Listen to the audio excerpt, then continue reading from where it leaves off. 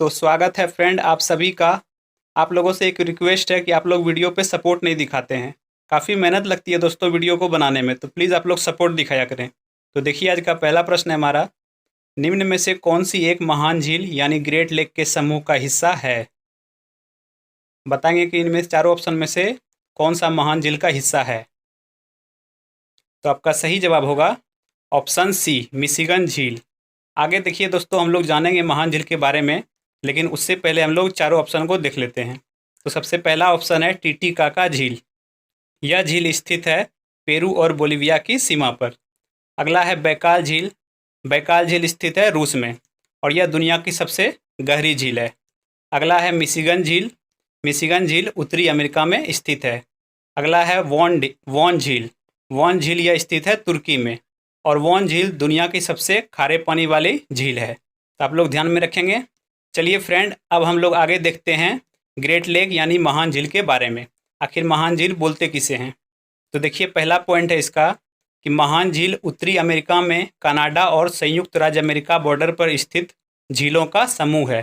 यानी झीलों के ग्रुप को हम लोग बोलते हैं महान झील। अब देखिए, महान झील में निम्नलिखित 5 झील आते हैं। कुल 5 झील को मिला करके हम लोग इसे झीलों का समूह यानी इसे ग्रेट लेक महान झील कहते हैं। अब देखिए इसमें 5 झील कौन कौन से आते हैं। तो आपका जवाब है सुपीरियर, मिशिगन, ह्यूरोन, इरी और ओंटेरियो।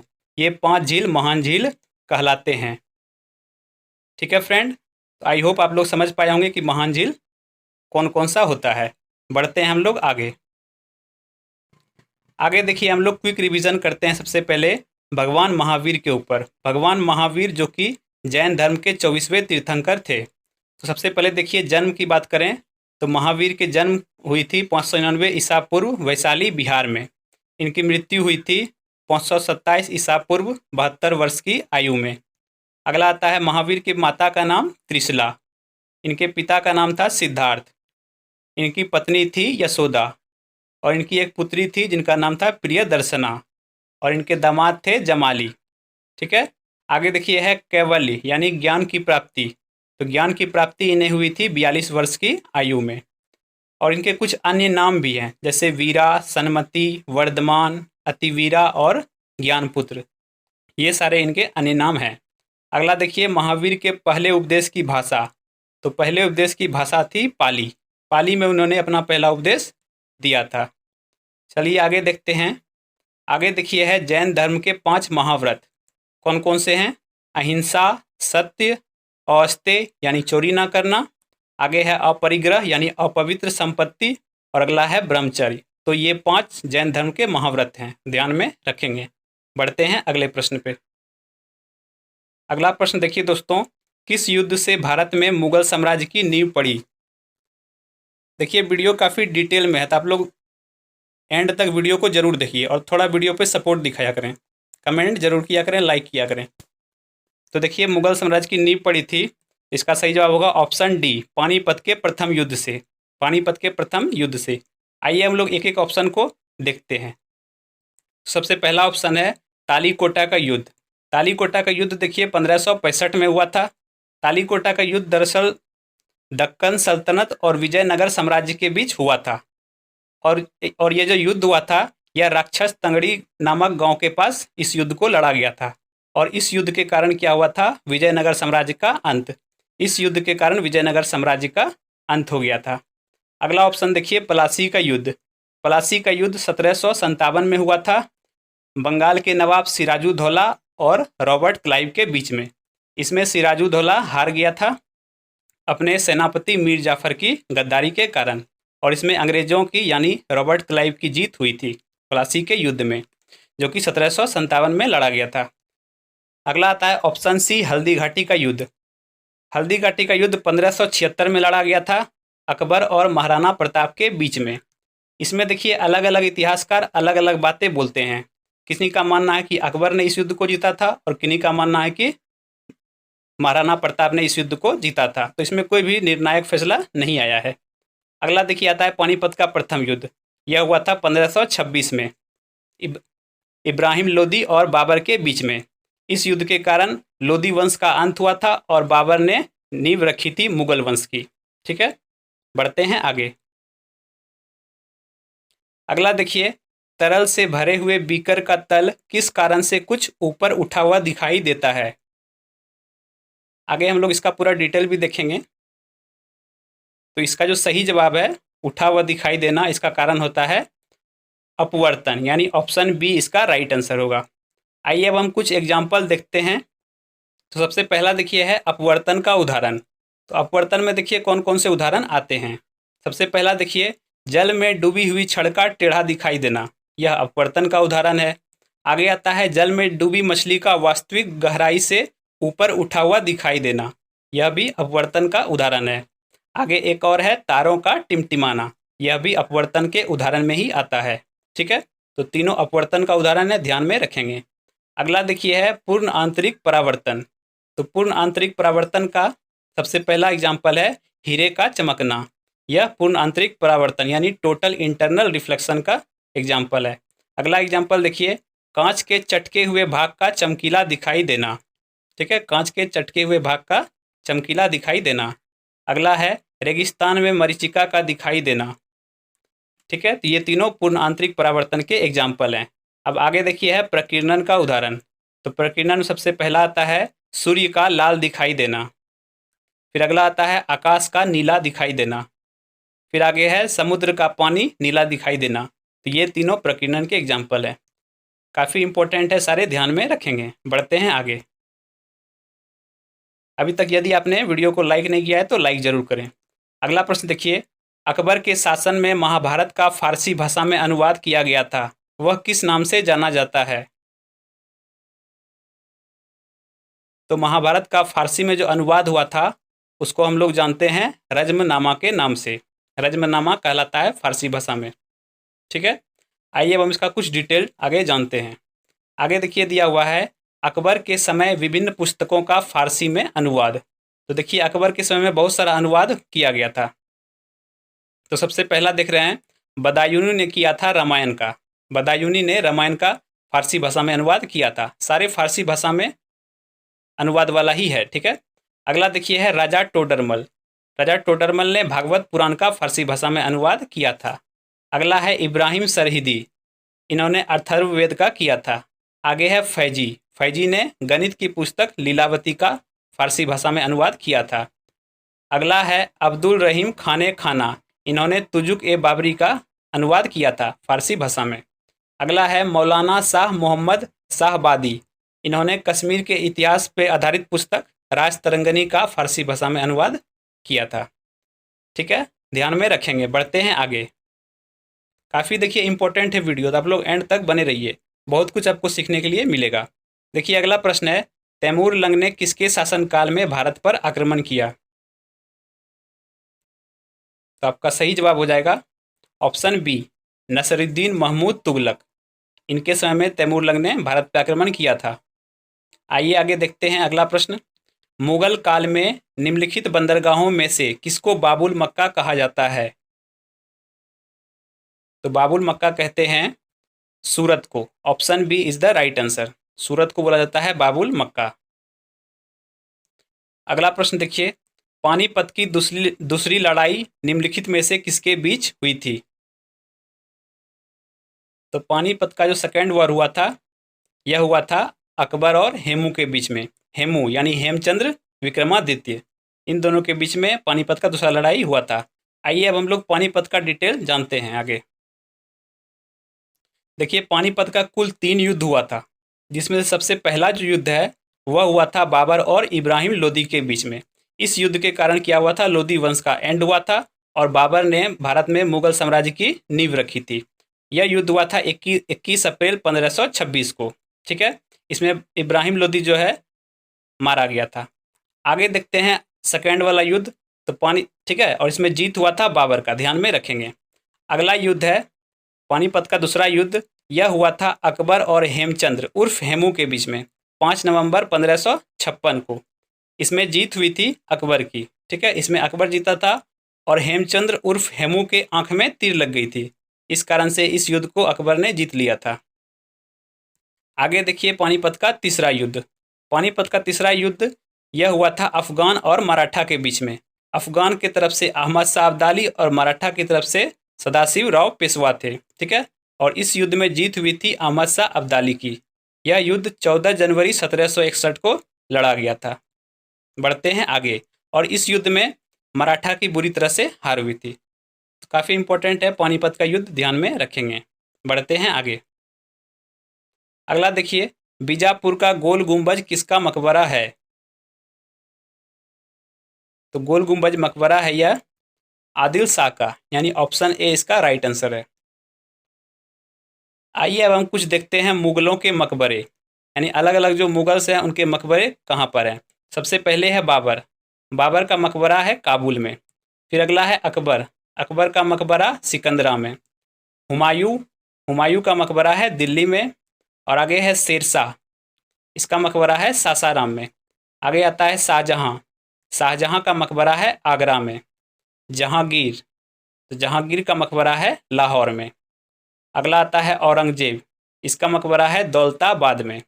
अगला है बहादुर शाह जफर, तो जफर का मकबरा है रंगून में। काफ़ी इंपॉर्टेंट है, ध्यान में रखेंगे। बढ़ते हैं आगे। अगला देखिए, भारत में आक्रमण करने के काल क्रमानुसार सजाएं। देखिए इसमें 4 नाम दिए हुए हैं, इनको काल क्रमानुसार सजाना है। तो देखिए एक एक करके हम लोग देखते हैं।